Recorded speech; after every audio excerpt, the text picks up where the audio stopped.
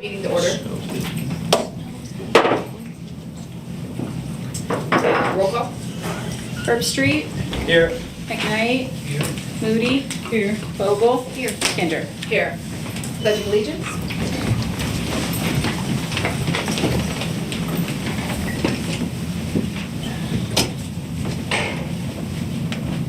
I pledge allegiance to the flag of the United States of America and to the republic for which it stands, one nation, under God, indivisible, with liberty and justice for all.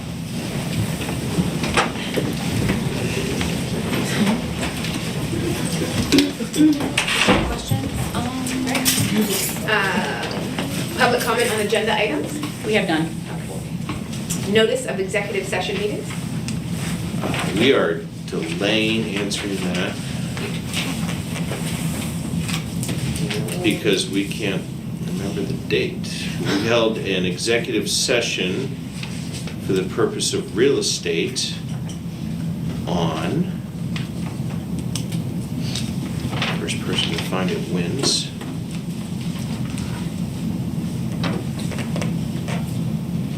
Last meeting, is it? It was a special.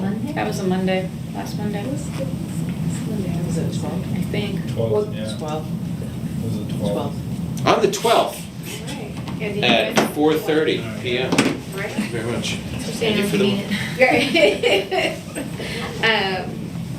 All right, approval of minutes, January 5th, 2025, organizational meeting minutes. Can I have a motion to approve? Motion. Second. Discussion? Roll call. Street. Aye. McKnight. Aye. Moody. Vogel. Aye. Kinder. Aye. Can I have a motion to approve January 6th, 2025, regular meeting minutes? Motion. Second. Discussion? Roll call. Street. Aye. McKnight. Aye. Moody. Vogel. Aye. Kinder. Aye. Communications? None.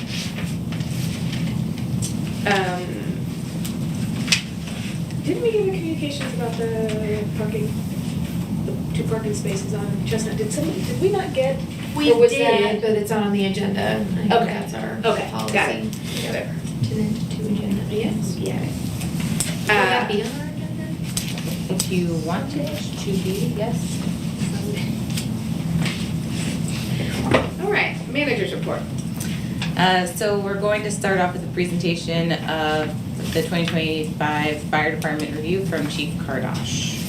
So Council, I believe you had received our 2025 annual report in part of your packet. Through there, it does kind of outline everything that the department did this past year. Some of the notable things of improvements to the fire department: over 50 national certifications were obtained by our staff. Became nationally certified for all firefighters for firefighter 1 and 2 levels. We were recognized by the state for that, as well as hazardous materials operation, as well as inspection too. So really did a lot to bring us up to the standards of what we do here. Additionally, we did undergo our ISO, our Insurance Service Organization, review that looks at the fire department as a whole, compares us against peer groups and within the state, and essentially helps set insurance rates for fire protection. We were at a 60.55 previously for our score. We had increased that to a 69.7, so a pretty drastic jump over just a short amount of time.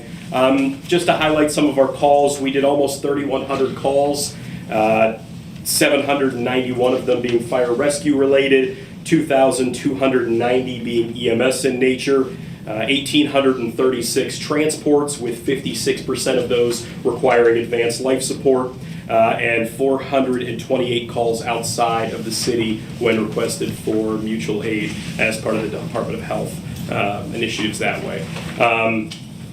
We are at full complement, as many of you attended our swearing-in ceremony, which we very much appreciate, but that brings us up to our full-time 21 operational staff, which is really needed and allowed us to continue to operate and help kind of keep those projections going of increasing our ISO rating, our training, and everything else there.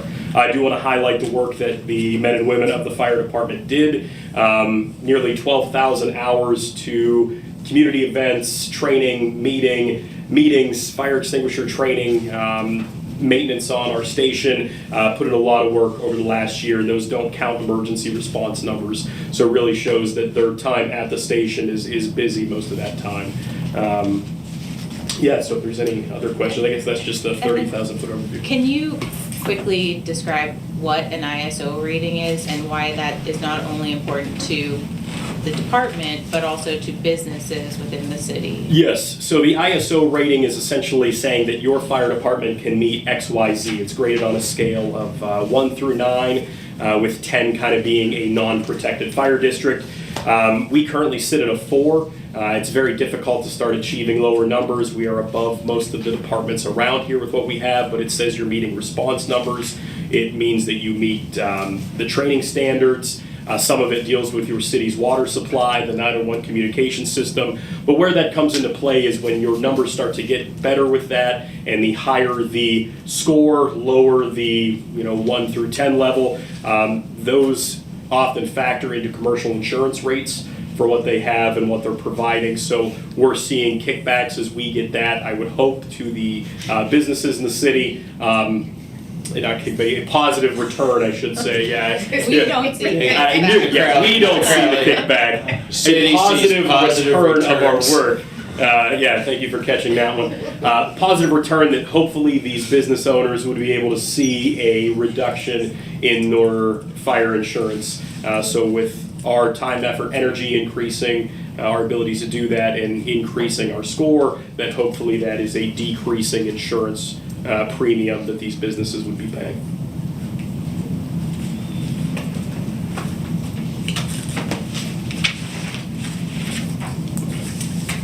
Chief, go ahead. I was just going to, I wasn't sure if you were done.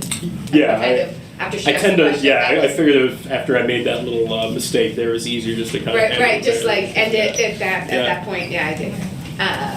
Andy, you had a question? Yeah, I guess first a comment. You said page 5, your core values are service, innovation, excellence, and I'm just impressed. I'm just going to compliment you and all the hard work that the department is doing. The service, you said 3,100 calls. That's a 66% increase from 2022. That's significant. The innovation being the public ambulance service, but you also talked about the coordination with the city code department as well. I like, that's great. And then the excellence, you mentioned the ISO and the 100% certification, 50 new certifications, and 5,000 hours of training. Those are all just fantastic. So I appreciate you upholding those core values. There is a lot of evidence throughout this of those core values being met. And I'm very just grateful that we have you and the fire department in this community. I do have 2 questions. They mentioned the SAFER grant. Yes. And how much and when does it run out? Or does it? I mean, what's that safe? That has been brought up in conversations with other people, so I just wanted to clarify what that is, how much, and like what are we at stake of losing when that SAFER grant runs out? So as far as the time frame, last year was our first year of having it. It is a 3-year award. As far as some of the numbers, I would say that April probably is much more well-versed in that than I to speak on that, if that's anything you'd like to talk about or have that way. I think the grant itself is up to $2 million. But in 2025, we were around $150,000 for reimbursement. For reimbursement of, and that was personnel, right? That's allowed. It's for personnel. You said 4 personnel or 4 personnel? 4 'Cause members. You did that with Yep. your fingers.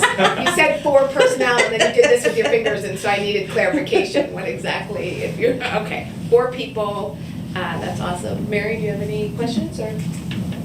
I just want to say thank you guys for your service. You guys are doing a phenomenal job. I did attend the swearing in, and it was really, really nice. Well, thank you. Mary, you have any questions for him? I got one more, I guess, if that's Yeah, all right. I'm going to be like the Ebenezer Scrooge here of, you serviced over 41 total municipalities, which is 14% of the calls.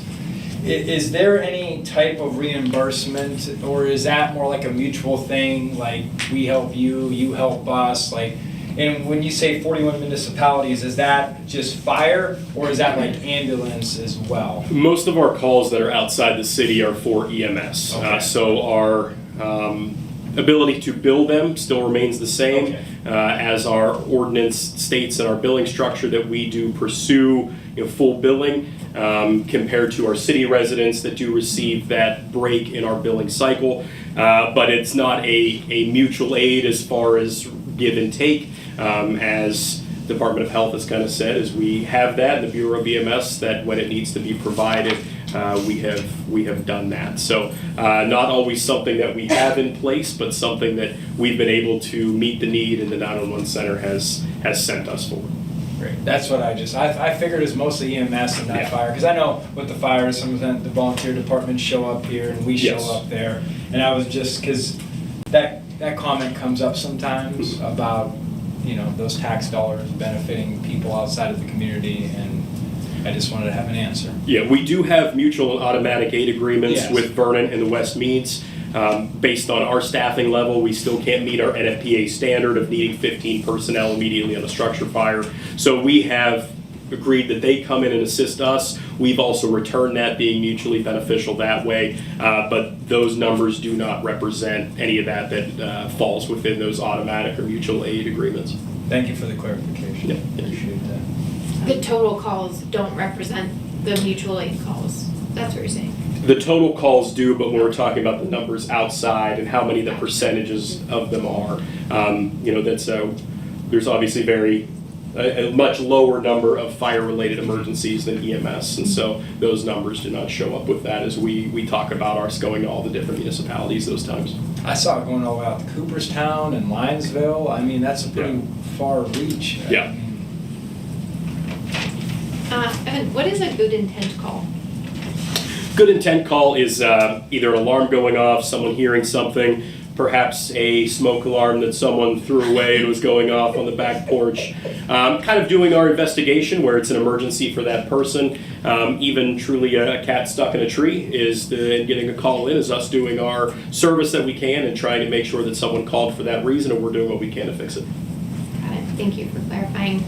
Can you also clarify, is there, I'm on page 11 of this report, and I'm understanding maybe there's a difference between the average travel time and the average response time. Can you talk about Yes. those numbers? Yes, let me see exactly what you're talking about here, so I know. I should have this memorized by now. Seeing the average travel time of like 2.5 minutes versus the Yes, response so time. that is where we talk. Our average travel time is specifically here within the city of Meadville. So when we have it from our total time that we're doing anything, from the time we're dispatched to on scene, we average about 2 minutes and 27 seconds. So that's what that number is, trying to break it down separately from how we ran overall. The overall total response time is also going outside the city. So where you have some of these that are Cooperstown or Linesville, it inflates those numbers, but overall still showing that we meet, even with those larger numbers, NFPA standard of what our response time should be for that. So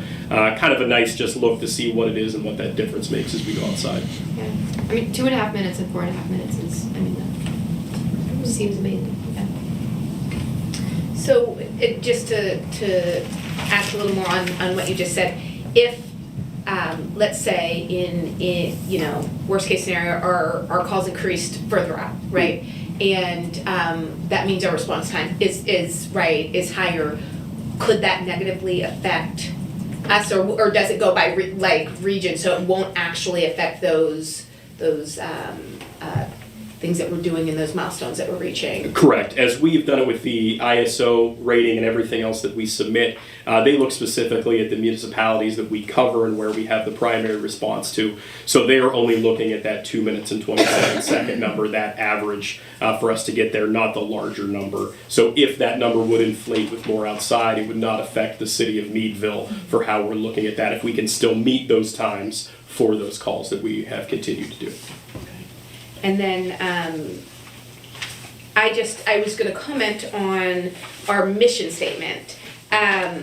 I just, I think it's a beautiful statement. What I feel like that people don't get from reading this is how people first the department, right? Like there's a lot of service, innovation, excellence, and I think people sometimes forget that that is based on us saving lives, right? Making a community safer, creating a place that we're not scared to have our babies and our moms are here and and the people we love are being saved and are safer because you guys are here. And again, it's beautiful, but I think that I feel like there should be some poem or something, right? That says people a lot and safety and the real residual effects, like what you were mentioning, that because you do a good job, business owners could save money, right? Like that, I don't think people put that correlation in there. And it's just one more layer of appreciation we should have for a department that does their job and does it well, right? For us hiring people that care about people and just do a good job. So I obviously, I appreciate you and everybody down there, but well, I hope you know that. But I just, as I was reading that, I'm like, it just doesn't. Can we read it for the folks at home? Oh, do you? I don't know, you're talking about it, and then not everybody has it in front of them. Yeah, sure. So the mission statement, the Meadville Fire Department is committed to safeguarding lives, property, and the environment with unparalleled professionalism and dedication. Through rapid emergency response, innovative solutions, and proactive community engagement, we strive to build a safer and more resilient community. We honor our rich traditions while embracing progress to meet the evolving need of those we serve. So our core values, the Meadville Fire Department's core values of service, innovation, and excellence represent the foundation of its commitment to the community. Service, demonstrating an unwavering dedication to protecting lives and property, prioritizing the needs of the community with courage, compassion, and professionalism. Innovation, embracing new ideas, advanced technologies, and progressive approaches to enhance emergency response, safety, and operational effectiveness. And excellence, striving for the highest standard in every aspect of service delivery, fostering continuous improvements and ensuring the safety and well-being of the community and the department. These values guide the department's actions, decision-making, and mission to serve Meadville with integrity and distinction. That's a beautiful thing. It's a beautiful statement. Anyway, thank you for the services that you guys give, and man, are we just proud to have you guys. Well, thank you. Thank you all for the kind words and again for your support. But truly, it's hard for this document to put in the work that the men and women down there do. Right. As much as it's here and nice hearing it, they're the ones that are truly making the difference, and want that to be what people realize, that they really are the ones making the difference, putting the work in, doing the hours, and making a difference in our community. Truly, truly. I think a question. Correct me if I'm wrong. Your officers are cross-trained. All of our Correct. personnel are cross-trained, correct. That's So there is That is even awesome. yesterday, the captain of the shift was on the ambulance, and that's where it did their tour. That we believe in that equality amongst all, that we're all asking everyone to do it internally at our department and make sure that everyone goes with that same standard together, so we all are on that same page moving forward, following our mission statement, our vision statement, our core values. Since that's Mary asked that, just Yeah. briefly, can you tell us why that's important, right? Like, we know as people, it helps save money, it helps make sure that we were fully staffed, especially in a community our size.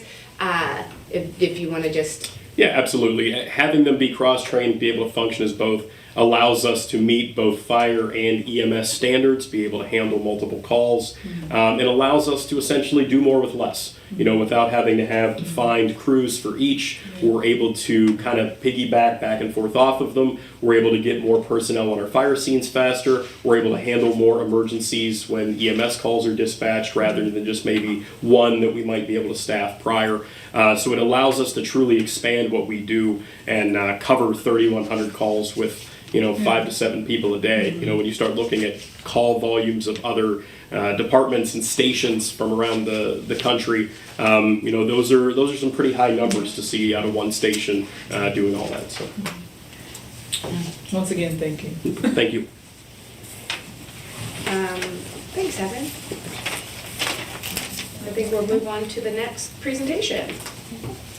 So, Go ahead. Amara Geffen is here to talk about planting and placemaking project at the downtown mall that she's been working on with the MCRC and the Shade Tree Commission. So I will turn it over to you, Amara. So you have a little packet here, and this is a conceptual proposal. It's not hardline design. It's just, especially the later visualizations are meant to show what could happen at this location. And MCRC is looking at a few different things, but this is the one that the placemaking committee said, let's pursue this first. We met with the Shade Tree Commission and shared this with them.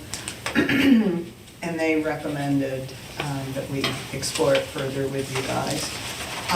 This summer, MCRC led a cleanup of the trees, the existing trees along that gateway. And there are some, so this is the French intersection, the French Creek Parkway and Arch Street.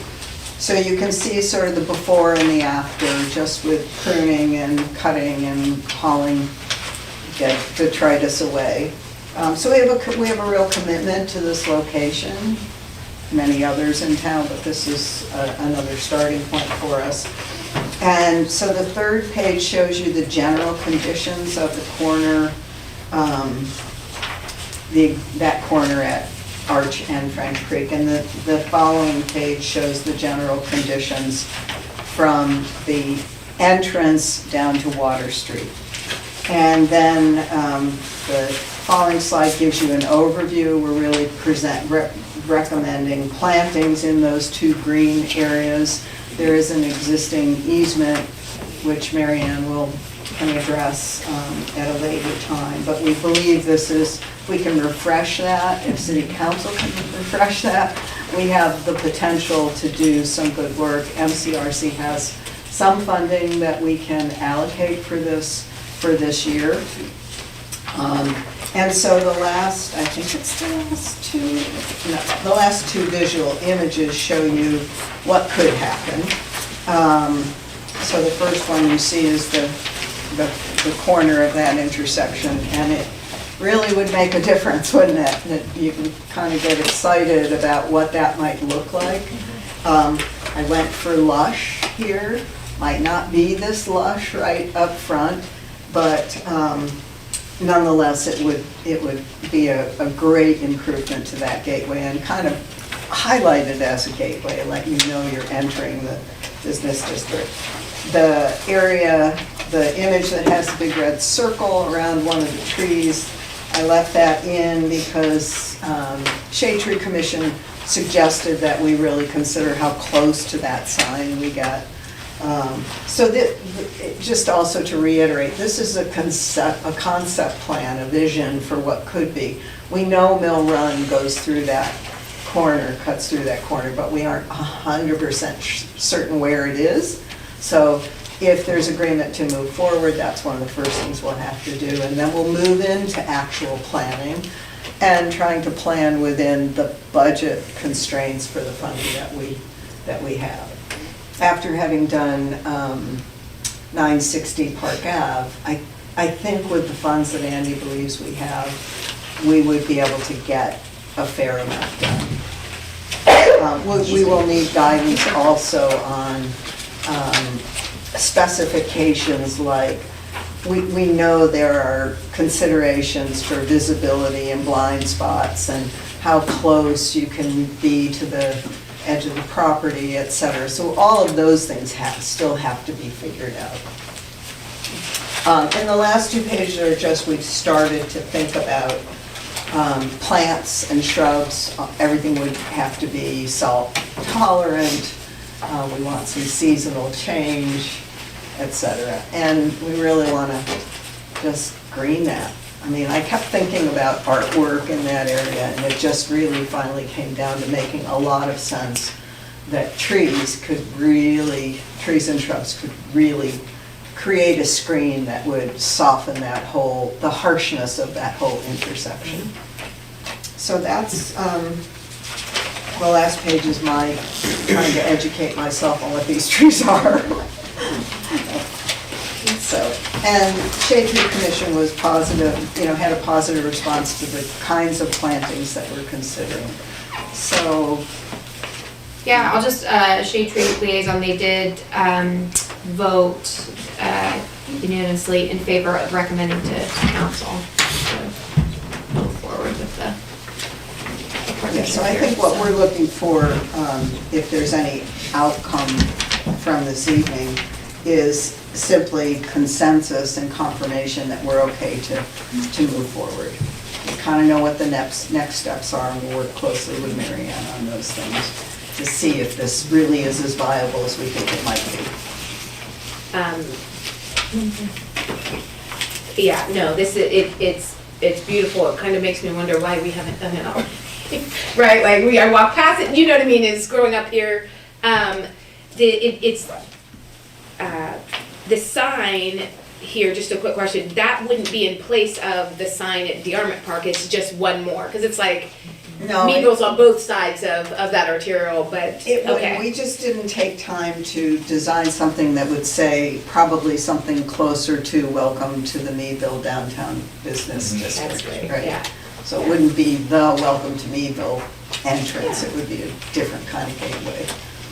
But we thought we'd go with a similar style design, or if that style is gonna change, we think pairing it would make a lot of sense. Yeah, this is great, thanks for your work. Does anybody have any questions? Amari, yeah, I just appreciate the MCRC's, taking the initiative through this attempts to beautify our city in incremental ways. You hit up on a lot of things I had questions about, being mindful of obstructing any views. The funding, you talked about the MCRC possibly. And who, like in this project, who would work to maintain a thing? Well, the maintenance plan has to be Okay. hammered out, and a lot of that will hinge on how the easement gets resolved. But MCRC is working very hard to develop a summer crew program. We trialed it this summer to handle some of these projects that we're stimulating, right? But it has to be done in collaboration with the city. So those details have to get hammered out, and the final design has to be developed with an eye to what can that maintenance plan support? Yeah, I will say, I'll just say, Andy, the Shade Tree Commission, a grant they had, I think in the fall, to plant trees that they planted at housing authorities properties. The Shade Tree Commission entered into a maintenance agreement, not to say that they totally would again, but they expressed a willingness to do that here if that were needed in the same way, but just to say there's precedent. There is, I'll just note that Alice and Scott entered into the maintenance Sure. on their own, not as the Shade Tree Commission. Sure. For the housing authority. Alice and Scott, certified arborists, yes, very, correct. very skilled people who it is the city arborist and also the Shade Tree Commission. Yeah. Yeah. Anybody have any other comments? And we're, I know I'm all for it. I'm on board. Would. Yeah. Yeah. Well, I think we're all on board. Yeah. Right. And that's what you need. Yep. Consensus. Great. Thank you again. The only two updates I have, as you heard Scott mention in the Board of Health meeting, the quality of life ticketing. If all things go well, February 1st, that will begin. I can circulate draft what notice of violations and the ticket will look like. I received those today to review, so I can circulate those to council as well. And then the second thing is the solar panels will be completed by the end of January. Again, if all things go according to plan. And then the panels will be inspected, hopefully by mid-February, but that can always be a little iffy on the inspection date. But hopefully everything is good to go to turn on the solar panels in mid to late February. Amazing. Thank you, Marion. Does anybody have any questions on that? No, I will say that EAC talked about the ribbon cutting. You saw that email about like maybe looking at a date in April as like an Earth Day celebration also, so we can double as that. And hopefully we can get the support from Rebuilding Alliance around the kind of like planning and publicity for the event, because that's their thing. So that's exciting. It is exciting. I remember the first time we talked about solar panels. I got pictures. Right? Everyone Like, wants to see. it's cool. It's really cool. Anyway. Okay, old business, discussion, East End Elementary School. So for tonight's discussion, the question on the table is council willing to move forward with a letter of intent? There have been some additional updates since the last meeting. I'll let Jamie talk about those. But that's the question on the table tonight, a letter of intent to move forward with the acquisition of East End. Okay. Yes, so last meeting, we had a discussion, and I kind of threw everything right at you guys, right? Talking about East End is, and wanting to create more housing, which fits into our housing plan. You know, we have been meeting for some time, bless you. It is a group of stakeholders, Meadville's stakeholders, that includes the anchor institutions, and you know, came up with Meadville needs housing regardless of anything else. We've got jobs, we've got community, right? We need housing. We need housing at every single level. And I think, although we've had some studies, we don't really need a study to tell us that. So what was asked last week of you guys was really to get a little further along, right? And have some answers to some questions. So we talked about holding the building and the cost of that. We do have anchor institutions that are willing to partner to do that. And as we hold the building, they give to pay that cost of holding the building. And also I was able to bring a developer down. I met with anchor institutions again and did another tour. And we've got some real interest and excitement from a developer from Erie that we're also creating a quick tour to go look at some of his properties because we want to see that, right? And then have him come down and talk to us a little bit. Is anything in stone? No. But I think it is fair to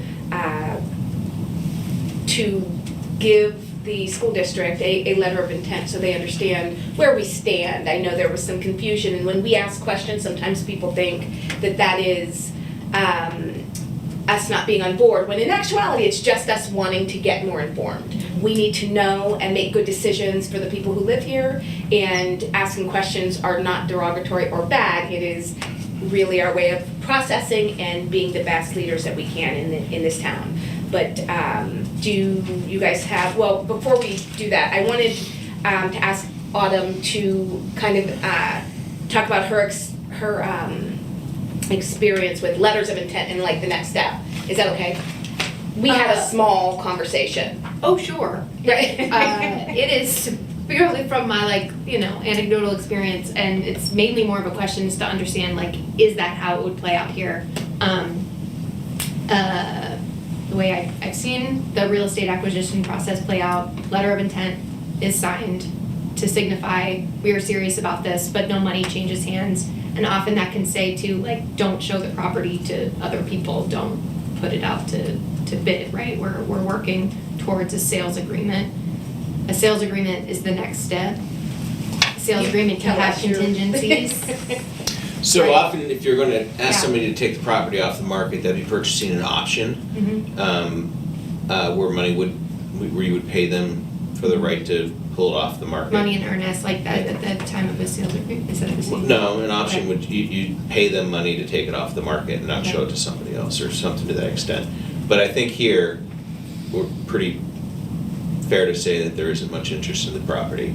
So if you were to say to them, we as a city are Isn't much interest, investigating there aren't it. other parties that are interested It's just that there aren't other owning it. Got it, okay. parties that Yeah. are interested Got it. in owning it. Because I know they put it out to bid and there was no bids, and Oh. that's why they're trying to figure out what to do with the property. So it sounds like the intent of the city is we are working towards getting to a point where we would be able to acquire it, but we're not quite there yet. Mm-hmm. So what is the ask?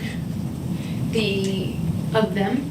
No, what, What would this letter of intent say? It would So it say, said- we are interested in developing this building as housing. We have to do our due diligence and get all of our ducks in a row and in writing, right? Like, I have talked to anchor institutions. I have like 2 in writing, right? Like, so it is, give us this much time to right, like, to figure this thing out. We also need time as a board and as a city to so we can ask them Yeah. to not sell it? Right. Or offer it to anybody else? yeah, our In letter that of period of intent time, is to but- take the building, yeah. But it would not be binding.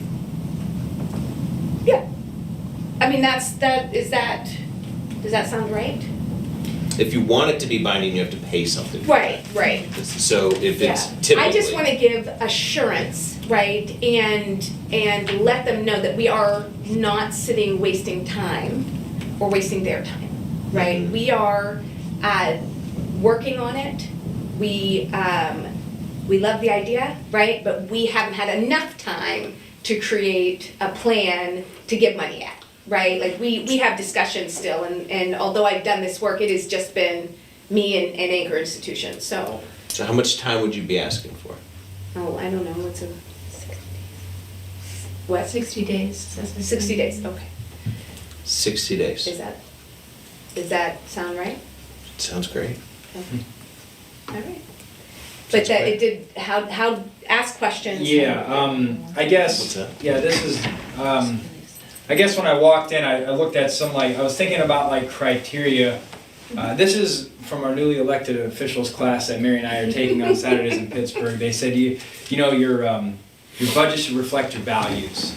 And we budget a lot for the fire department, right? It reflects our values. And no doubt, housing is a value, unfortunately. So another value to mine is not adding to the debt and having to raise property taxes more. And so, like, it's one of this balancing act.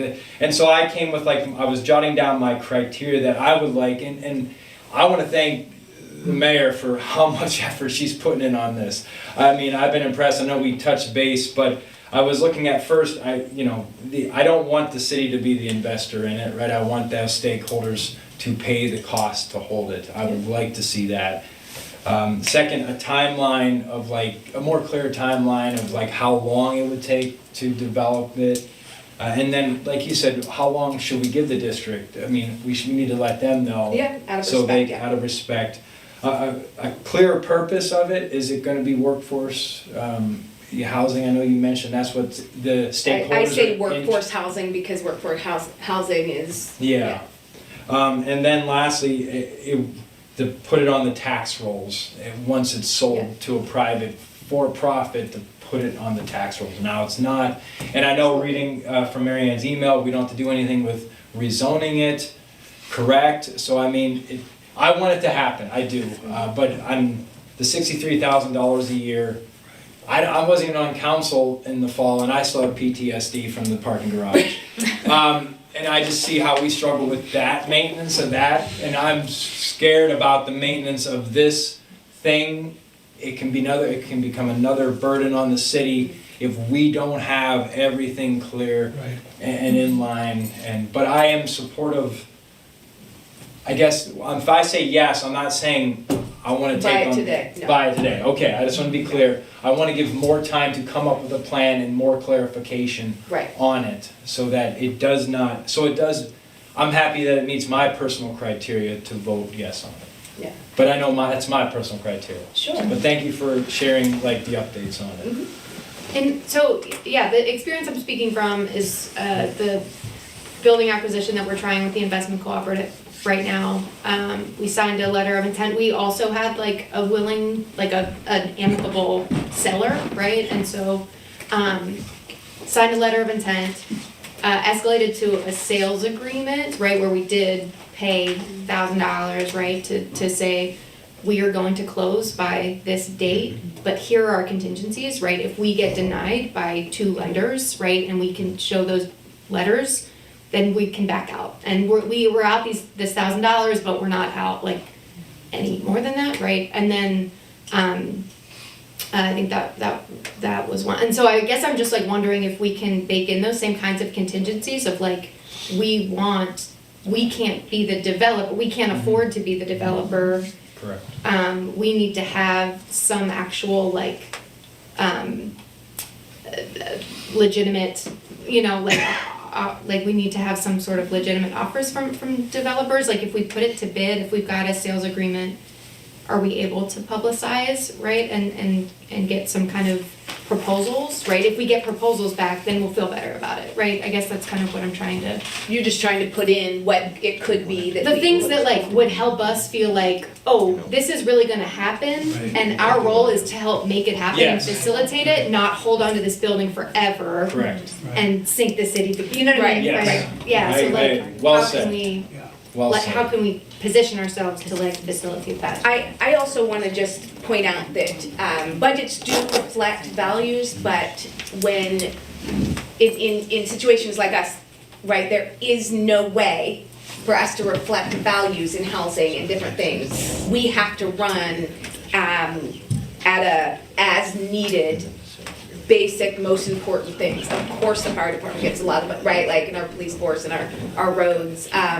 If we had extra money or other money, we would absolutely, that would be the next thing that we dove into is Yeah. housing, because Yeah. housing is a value and people deserve affordable, dignified housing. I just wanted to put that out there it doesn't reflect our values. Our budget doesn't get to do that. We don't have Yes. the luxury of a budget that reflects our values, Yeah. right? But, you know what I mean, like, because we would be working on that. But luckily, we just have, the money to spend on and getting great services. But I'm just pointing that out, just so we understand that. I don't want anybody to think that. I don't know, we can that talk our about this values- later. I don't know that I agree, but Oh, anyway, alright. I think My our, thought process Agree to is a little disagree. bit different than everybody else's, so I'm over here like thinking. So what you all are saying is, you're asking the stakeholders to come up with this money, Yes, to hold the building. to hold the building for what period of time? That's what, yeah, that's what I it was- costs $63,000. $63,000 For a the year. year, just so that we can create a process to find. So let's do Okay, this. thank If you. if I can interrupt. You all have put a significant amount of brain time on this. Yes. And it's wonderful. If I may propose that what's before us here today is the question of whether we should submit a letter of intent, a non-binding letter of intent to the school district to say, we would like a period of time in which to finalize some due diligence to come up with the proposal. I think that'll answer a lot of these questions. Absolutely. Yes. I'm gonna say 60 days is too quick, and I'd like you to ask for 90 days. Okay. Just to give yourself, if you come out and you're done in 60 and you prove me wrong, great. But if you need 75, it'd be nice to have 90 already.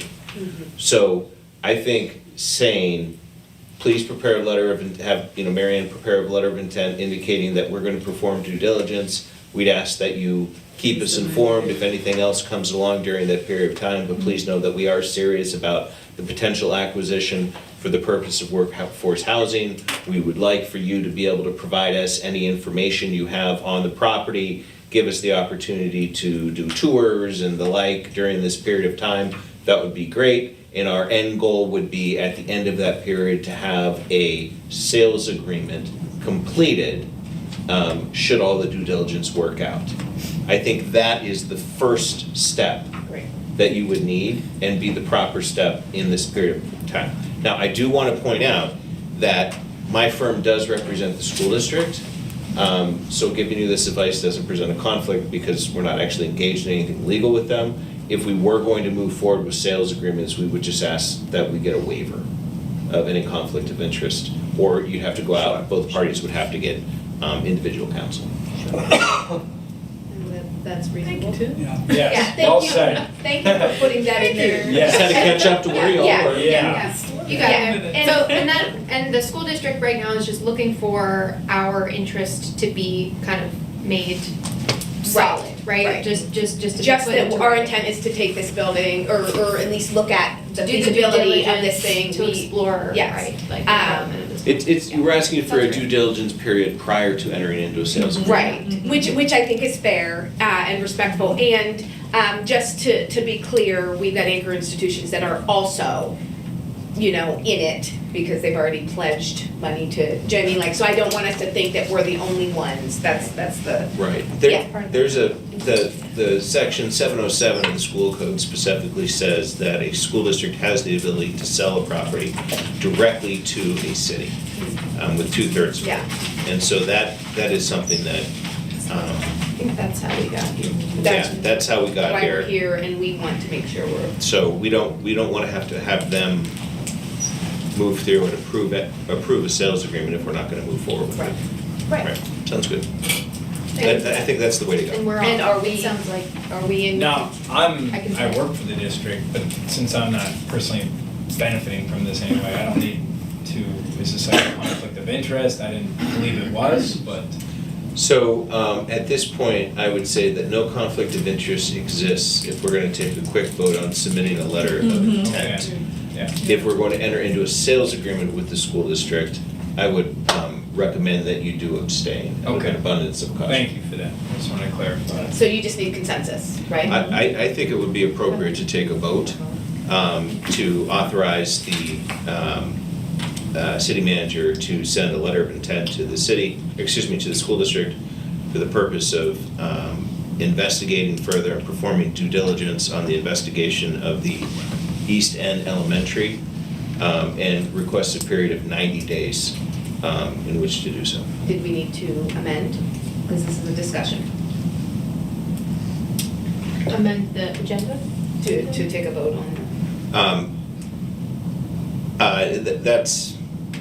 That's not a sunshine law issue. I mean, that just, sunshine law says that we have to ensure that the agenda specifically reflects that which is going to be discussed or official action would be taken. The fact that we don't have action listed is not a sunshine concern. Okay, I'm for just me. making sure, I want to make sure. So if you want to, you could do a motion, that's fine. You can do a motion. I'll make the motion as articulated. Second. Okay, discussion? Roll call. Herbstreit, Aye. McKnight, Aye. Moody, Vogel, Aye. Kindred. Aye. New business, motion exonerate city treasurer for collection of unpaid 2025 per capita tax and unpaid 2025 real estate tax. Can I have a motion to exonerate city treasurer? Motion? I'll second. Discussion? So as always, this is an annual function of council to exonerate the city treasurer. Simply means to transfer the collection responsibility from the city to the correct respective parties for each entity. So Sharp Collections for delinquent per capita taxes and the Crawford County Treasurer for delinquent real estate taxes. Just transferring the responsibility.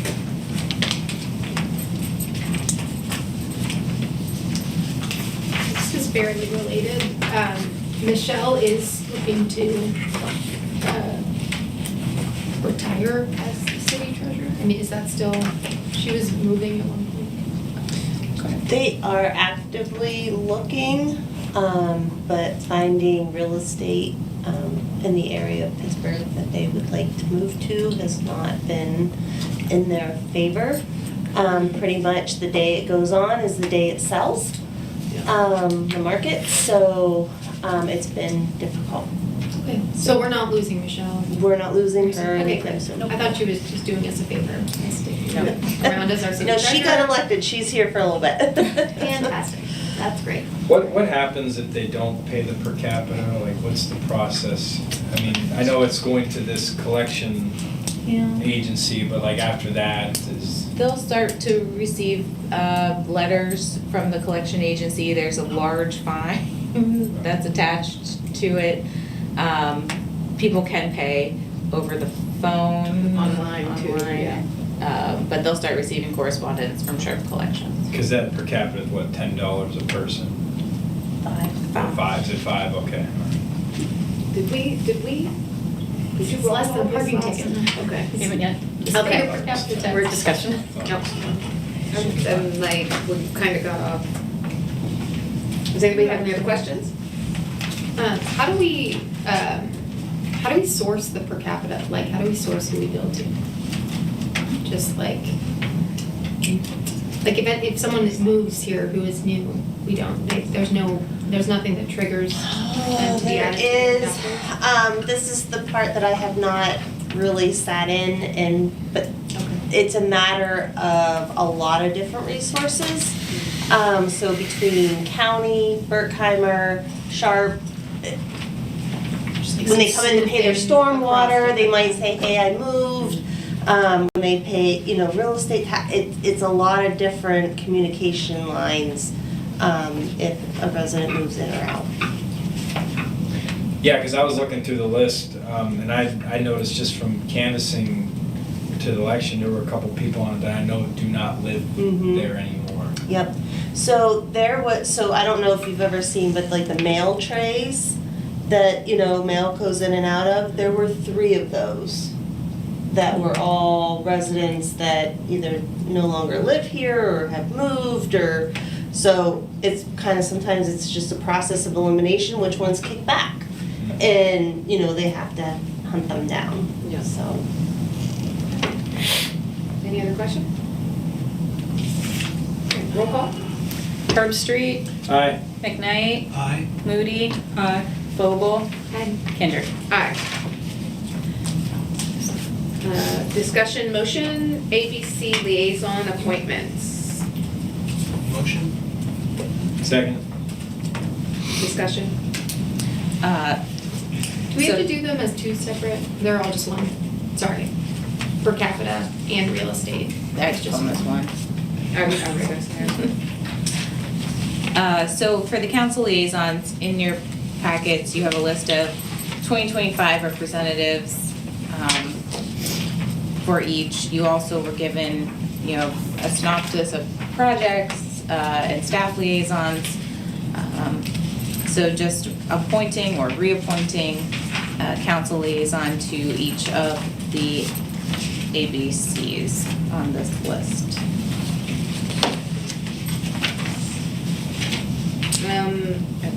I think that I wanted to be on blighted property review as a change. If that's okay. Do you want to go through the list? Oh, yeah, One by yeah. one? Okay. Beautification committee, which was Gretchen. I will take that. That is the 4th Tuesday at 5:30, so I can make that. Okay. Unless somebody else want to arm wrestle for it or something. But I'll wrestle you. I scream beautification, so. Yeah. Scary. But no, I think it's a good committee, and I think I think it has a great purpose, so I'm happy to serve if that is all fine with everybody else. Right. I already asked for blighted property. Civil service board. You didn't ask, you just. I did. Anyway. That's That's fine. fine. I did test, I did test, you're right. Civil service board, Autumn, do you still? I'm fine, to keep that. I'm also good to go like draft through, and then if anybody wants to take that after the, delegation doesn't seem even or something. Code appeals board. Larry, at this point, that's you. Do you wanna keep that, or? Yeah. Environmental advisory committee, keep that, and feel strongly about it. Housing Authority, I will keep that, if that's okay with everyone. No, she's fine. Market House Authority, I also have that one. Unless anybody wants it. Recreation Authority, Oh, sorry, that's me. I was reading my list here. I will take that. That's fine with everybody. Sewers. Yeah, Meadville Sewer Authority. I'll take that.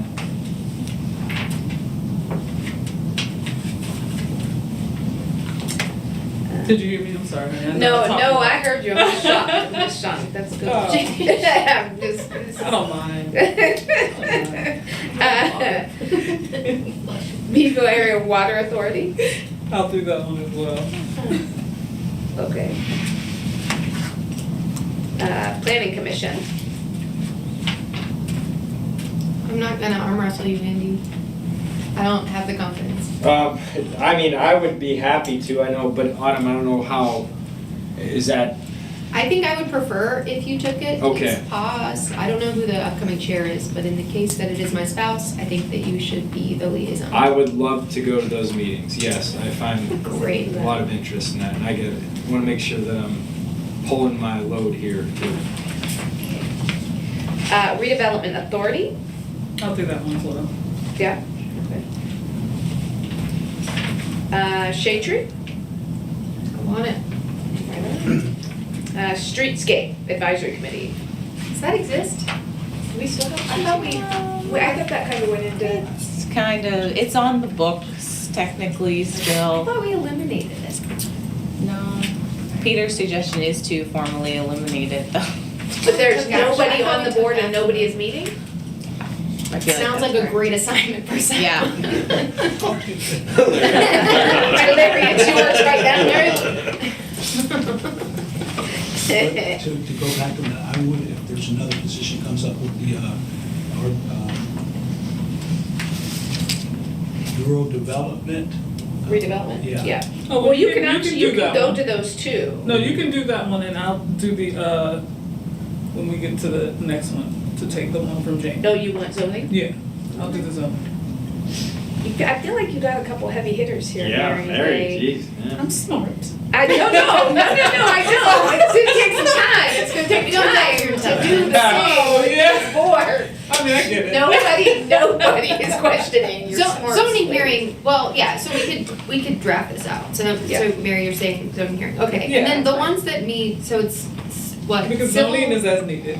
Yeah, blight, civil service, code appeals, streetscape doesn't really meet that at all, and the zoning hearing board generally meet as needed. As needed, more or but less. Yeah. that just leaves me with two really Yeah. consistent. Okay. And then everyone else will have three and I have one as needed. And I think Larry, yours is as needed as well, right? Yeah. That leaves me two with also You just do? two regular, but So Andy, that was, I don't need any more. you're at Yeah. 4? He's got planning. I got beautification, Mark, or the Mara, and planning. Yeah, he's got 3. Those are like the only ones that I can really make that because of. Does that feel like a Work schedule. manageable load for you, Andy? Yeah, yeah. All right. Do you have those down? Okay. And then, yeah, I mean, I think the point that I heard you make, Mayor, like, these are public meetings, so we can attend any of them if we're Right. interested, and certainly if one of us can't be there, that was helpful. The last planning commission meeting when it double booked with Shade Tree, that Andy stepped up to attend, so. Right on. Okay. Thank you for preparing all of, Yeah. everything that the Yeah. staff prepared to help us make our decisions and get us onboarded. This is helpful. All right, discussion. Mayor, we had Oh. we had a motion on that. Right. Oh. Okay, sorry. And I now, did- I okay, I missed on your discussion, sheet. Mhm. and then, All in favor? roll call. Herb Street, Aye. McKnight, Aye. Moody, Aye. Vogel, Aye. Kinder. Aye. Discussion ordinance update to fire prevention code. Go ahead, Evan. Right. So currently, the Meadville Municipal Code talks about IFC International Fire Code 2009 and requesting to update that to IFC 2018. That allows us to start to address some of the other important issues we start to see with like solar panels, energy storage, and start that process of moving that way so we can continually update in alliance with the property maintenance code and kind of what we were doing here in the city. Fire code is completely separate from building code. Okay. I'm looking at Evan. Yes. Just in terms of we're not updating what we use for fire and not updating the same thing that we use somewhere else. Right, correct. It's right, the They're two International separate. Property Maintenance Code Yep. for building code Correct. regulations, fire for the fire. This is all really hard to keep track. Like it's really hard to develop. It's like, we got lists or something. Are there copies here that people can look at? Like how do people know? And that's what we're trying to do it in some smaller steps. Currently, IFC is on 2024. The state of Pennsylvania has adopted 2021. But this feel is a more achievable way to start into it. It doesn't change any of our inspection procedures or the time that it does, but allows us to start to make sure we're addressing some of those things like energy storage as well as even smoke detectors and how they're placed in the rental properties, more in line with what we would prefer to see and what needs to be seen. And that's why you're saying to go from the 2009 to the 2018, and is there a newer? Yeah, so Pennsylvania has adopted 2021, and then IFC is on 2024. In my opinion, there's some more significant changes between those ones that we would need to make sure we are doing our job, and myself as the fire chief, to put that information out and make sure we are allowing a smoother transition, as that might have some larger enforcement implications. Can we just pick which one? It's, you know what I mean? We Like, draft our own it's code all if of we these want. codes, and we just So like. are you saying like pick the whatever. 2024 might be too big to I adopt? think that it takes more information when it comes to solar panels, lithium-ion battery storage, even about keeping an energized scooter inside the house may be a fire code violation. I think that as we progress and hopefully with this ordinance be able to make some changes moving forward on a more consistent basis, but moving from a 2009 to a 21 or a 24, I think creates some challenges for our businesses and residents to kind of jump from 15 years all at once. Okay. Thanks for that. That's great. I'm glad you clarified that. I heard you kind of speak to this, Evan, but I think, right, because the implication of this would be when you do commercial building code inspections, Yes. right, there's kind of going to be a different, it might not be vastly different, but it's an updated criteria that you're checking commercial properties against. Is there a way that we would communicate what some of those changes might be that might implicate that? Yes, we can put out information. Really, the big things I kind of had just some lists through here. Notices, abatement of hazards, just a clear authority under the fire chief or fire code official to be able to do that. It does talk a little bit about energy storage systems with shutoffs, such as solar panels that we're having to allow that there be shutoffs, how things are marked and labeled. Even things with some newer construction where it talks about fire lane widths and clearances, turning radiuses, kind of some of that is looking ahead for newer construction, or if there's things where they're putting in through building permits through Justin's office, being able that we're bringing that up so we're not actually falling behind from where maybe some of that new construction would be outside. That's where some of the larger ones would go into. Other than that, there's some occupancy load. We've had more requests for occupancy loads inside of buildings based on insurances to make sure that they're getting updated. And so being up on that standard the same way, but really doesn't change anything or make it doesn't change what it's going to be for the businesses to achieve that. It's more making sure they're following in line and that we're giving them the information that insurance and IFC and our municipal code is following. Could I make one comment and ask one question? So the third class city code, section 11018.13 states that when a city adopts a standard or nationally recognized code by reference, that 3 copies of the code shall be filed in the office of the city clerk at least 10 days before city council considers the proposed ordinance. So we'll have to make sure that we have 3 copies of the code with the city clerk prior to final consideration, at least 10 days prior to final consideration. And then secondly, for implementation and notice purposes, the way this ordinance is drafted, Evan, it has a 20-day effective date. It says it's effective in 20 days. Mm-hmm. Is there a date certain you would want this to trigger? Or are you going to, sounds like you're going to weave it in slowly, but is 20 days good, or are you looking for like a July 1 or? So we could do it in the 20 days, have no problem with that. We've already looked through our inspection software that we use. It's very easy to mitigate that over. Lieutenant Shane Wills has actually been helping me see what that would be to do it that way. So we could put it there. I guess ideally, if we're having that discussion, to do it a July 1 and probably put some more information out would probably be more ideal, allow us to transition to that a little smoother.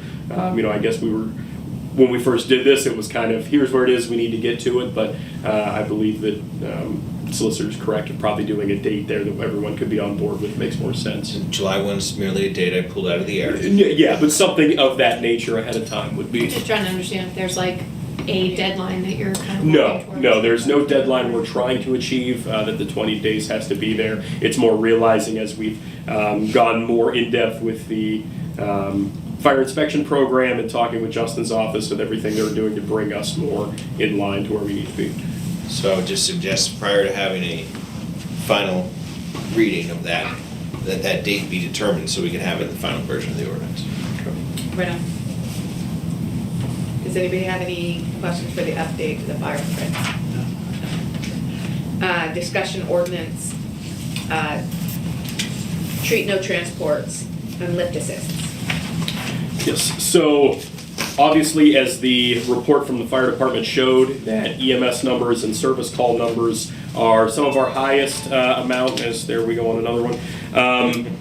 But realizing too that not all of the emergencies we go to are emergencies, and some of those being lift assist or treat no transport for evaluation, that there is no means to recoup costs that may be for that, and may be associated with people not getting some of the services that might be available to them. And so having this ordinance allows us to find ways to bill for treat no transport if we're using supplies, merely to recoup the costs of like a diabetic call where they're using needles and medications. And the same thing with lift assists, where places we've gone to, dozens of times a year, and putting resources to there gives us a means that ideally we are telling them to find the services that they need. We are trying to help them on scene get those services, and hopefully they go to there and this becomes not a punitive measure, but a way to hopefully drive them towards that, an enforcement standard, so they can see the importance of finding long-term definitive care that helps them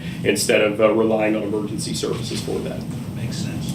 So just to back it up a little bit, for anybody that is listening that maybe doesn't understand, treatment, no transport, we treat somebody at their home and we leave, and because we did not transport them, we cannot bill their insurance?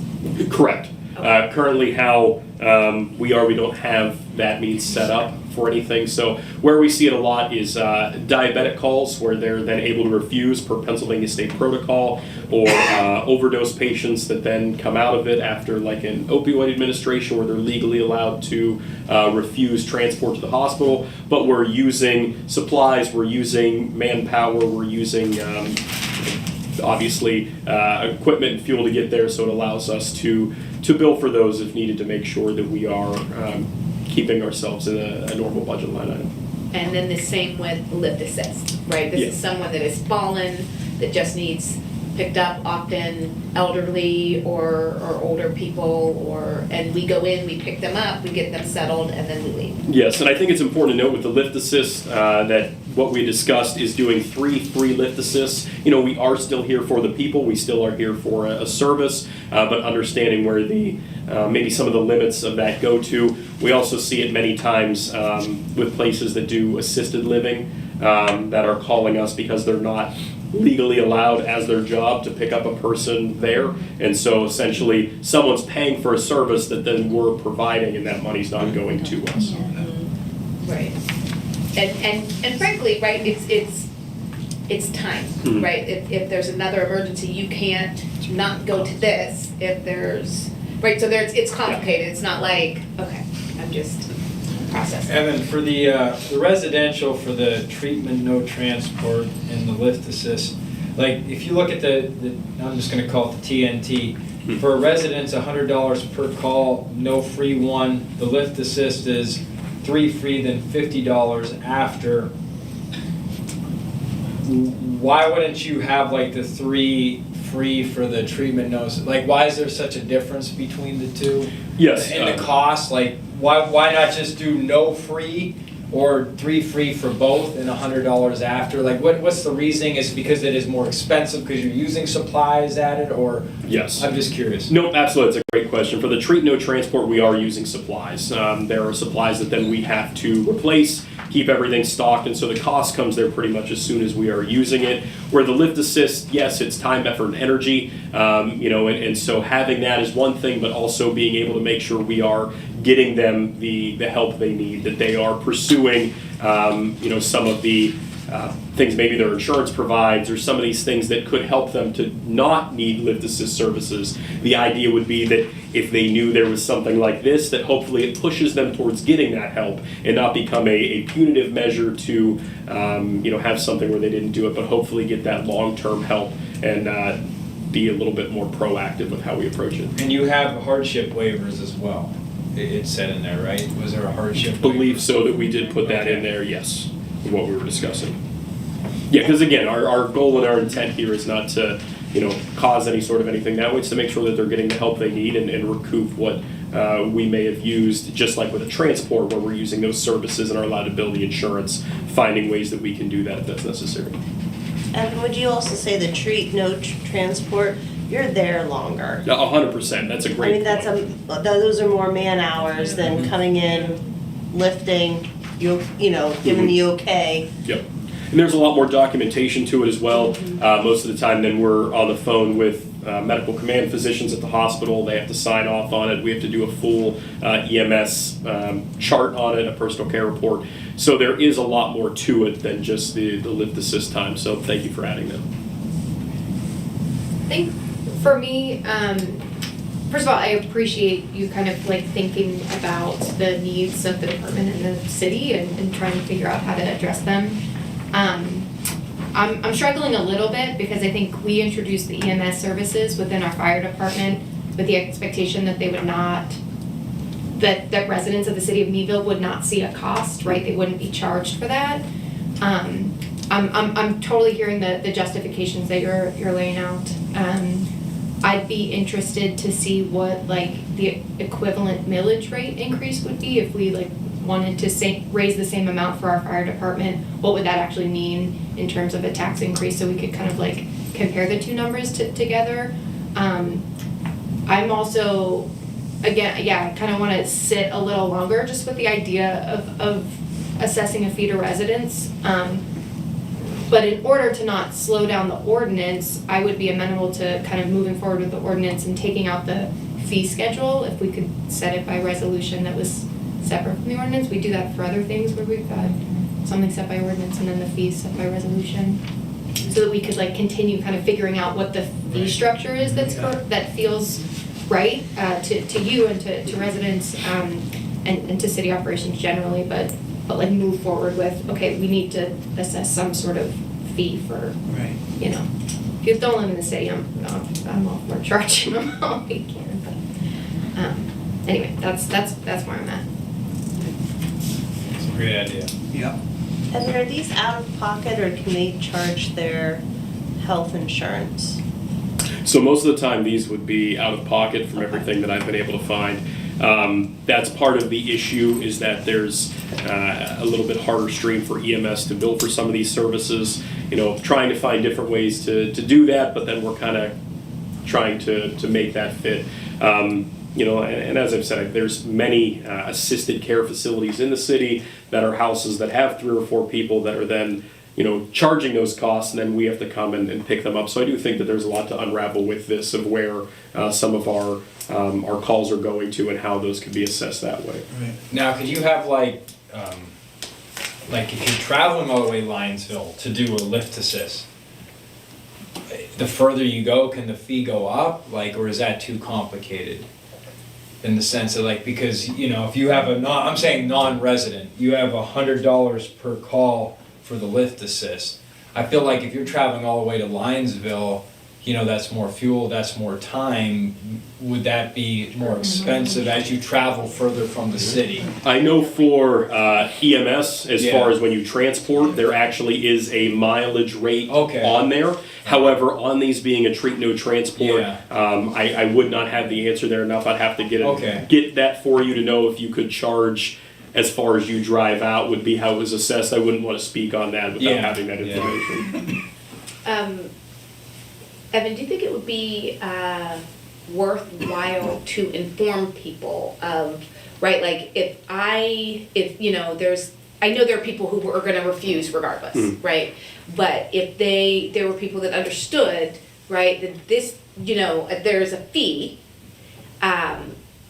for you if you don't get a transport, right? I wonder if more people that are I don't feel good, but I really don't want to waste their time to take me to the, because I feel like that's a lot.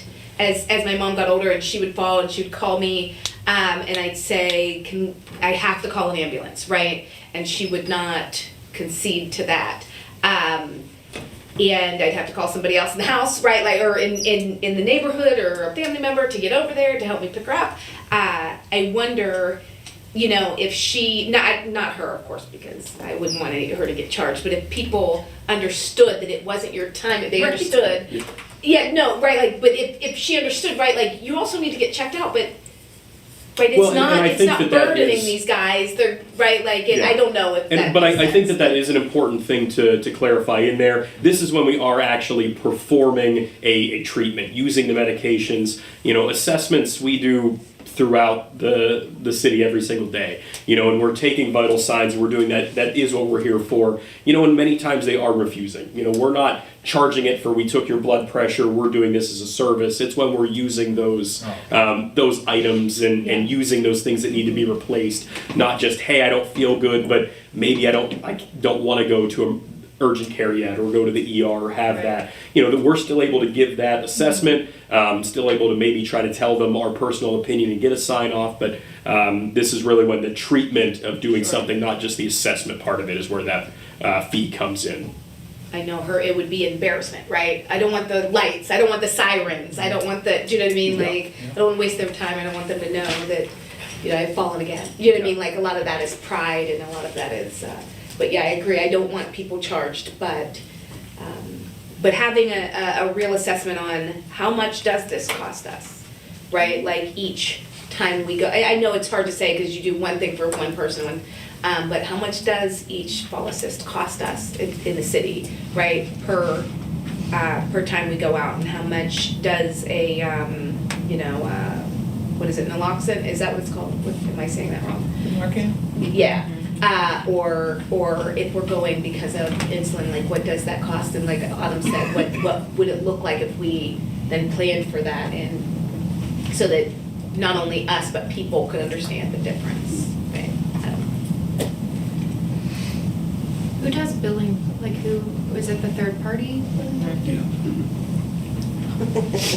Or us. Yeah. Well, when we're talking about factoring in mileage, I'm like, oh, yeah, just understanding. And then if you can get me an amount, I can break it down in millage. Okay. Does anybody have any other questions? Is it possible to be able to set up a flat fee for non-treatment and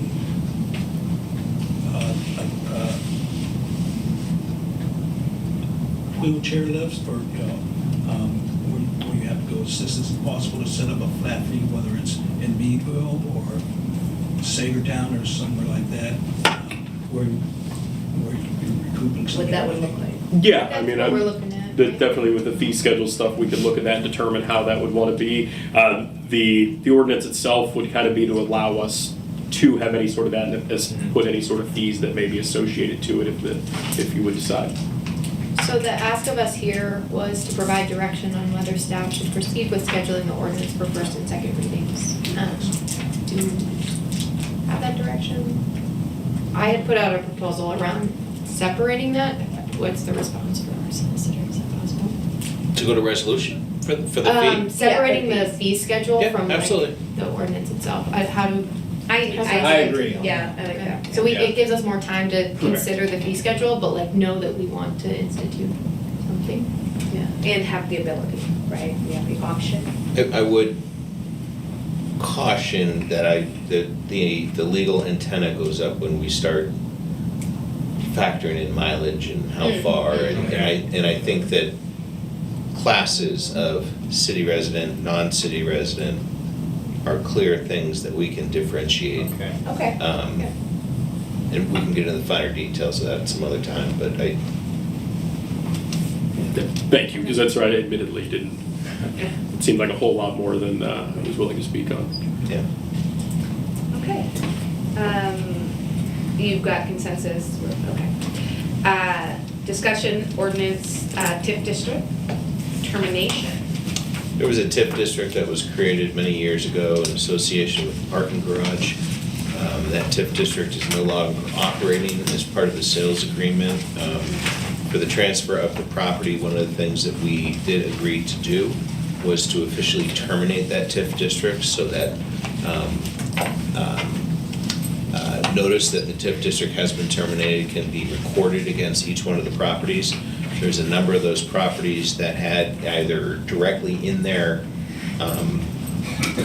deeds or in filings that were associated with them, references to the TIF, limitations on their ability to get reassessed, things of that nature because of the TIF district.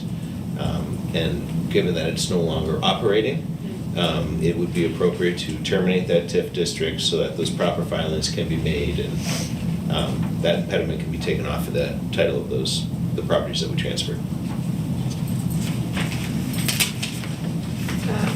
What would change as a result of this? What are Nothing. the implications? Nothing? It's just. It's cleaning up the books for something that expired a few years ago. Great. Is that fair?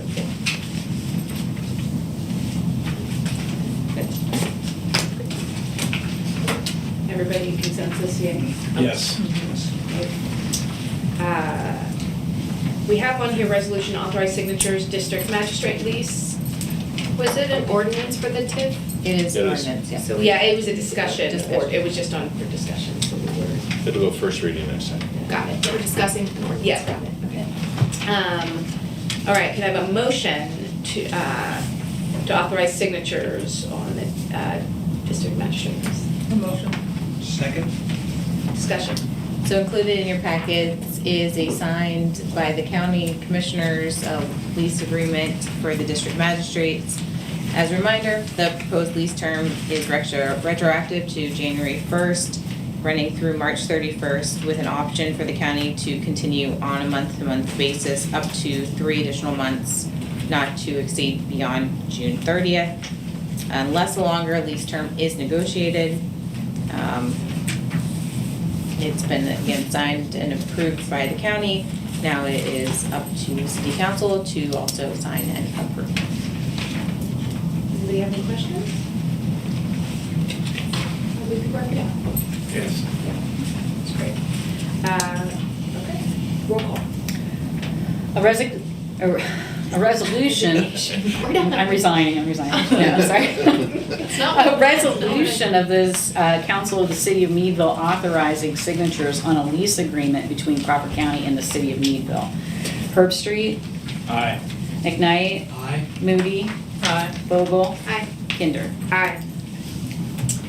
Public comment on non-agenda items? We have none tonight. Council member statements? Let's start with you, Ian. I just want to shout out to Allegheny College for hosting a day of service yesterday to celebrate the legacy of Dr. Martin Luther King Jr. I was impressed by the number of college students that were there. I mean, Meadville's a kind of a temporary home for them, but they really, I mean, there were a few of us locals there, but for the most part, it was a really nice crowd, dozens of college students that got to sign up to which local nonprofit they want to go to. Some of them showed up at the luncheon covered in paint. They were painting and everything. It was great to see. Also for the college and the FCCA for putting on the luncheon afterwards as a thanks to all of those volunteers. And it also included a great discussion panel. And then I just stopped down at the FCCA tonight. They were holding a volunteer fair. Representatives from different nonprofit organizations were handing out information.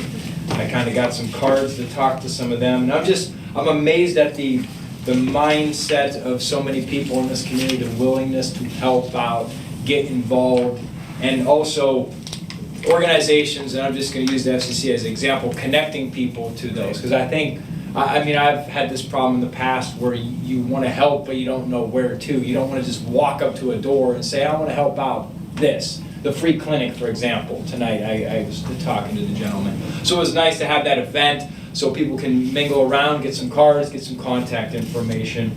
And lastly, if you love history like me, the America 250 Crawford County Kickoff Rally is Monday, January 26th at the courthouse. You must have an RSVP, so you can check out them on Facebook, or if you don't do the Facebook stuff, you can probably go to the Crawford County Historical Society and see what they can do. But love history, and I love the community mindset, community service mindset of Meadville. Right on. Thanks, Andy. Mary? I don't have anything tonight. Mary?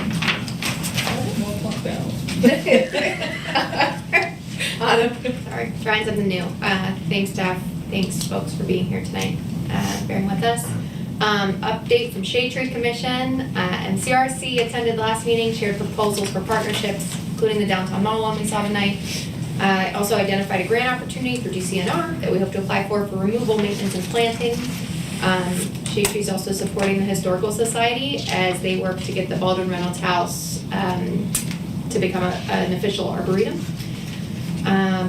Update from EAC, they continue to work towards identified priorities for this year, which include their ongoing partnership with the Green Building Alliance and the work around greening the city operations, exploring a sustainability coordinator role for the city. We've had very early conversations with staff, and there's an Allegheny class that's going to do research this semester and present case studies to city staff in the spring to think about how other communities, 50 across the state, have been able to introduce a role like that to their municipality. The pollinator ordinance they updated, and they've got a draft ready to go. They're going to bring it back before the AC at the next meeting, share with code enforcement and other staff, and then hopefully present that to council. So that'll come up in front of us a little later. And city staff, Marianne, thank you, prepared 2 applications for summer-based research students to support the AC. One proposal went in to update the climate action plan and create a dashboard that the public can kind of stay updated on what progress is being made, which was a priority for the AC. And another application to develop a community engagement and community education toolkit. Thanks for making that, Marianne. It's exciting. Hopefully we get them. And then update related to planning. I wasn't at the planning commission, but Meadville has secured funding through the Heinz Endowment's new civic participation program in partnership with the Community Crawford Heritage Community Foundation, who's the recipient of the funds. This will support the development of a city comp plan under the direction of the city planning commission, and broader efforts to do resident engagement and connect Meadville residents to practice democracy in their homes and neighborhoods. So we're excited to get that work underway. Thank you for all of that information. You're welcome. It's great. Yeah, thanks everybody. Evan, thank you so much for bringing us up to date. and answering all of the questions that I think that not only us, but lots of people want to know, right? I think that they see you guys, we watch you guys do what you do, and then really don't know, you know, the real impact or the real residual effect. So I think it's so very important when you come here for people to listen and just understand what the actual job is. I think it was great. Andy, you said it really well, that Meadville is a place that cares about each other, right? And there's so many people willing to do the work to make sure their neighbors are okay because we care about them. That's why it's such a beautiful place to live, right? From planting trees, making sure everybody feels good, having services, being the county seat. I think that we every day walk closer and closer to each other, creating the community that works for all of us. So I just think it's a beautiful place to live and be. And with that, I'm just going to ask for a motion to adjourn. Motion. Second. Discussion? Roll call. Herbstreit, Aye. Larry was distracted. McKnight, Almost forgot where we're at. Aye. Moody, Aye. Vogel, We're synchronized. Kinder. We're synchronized.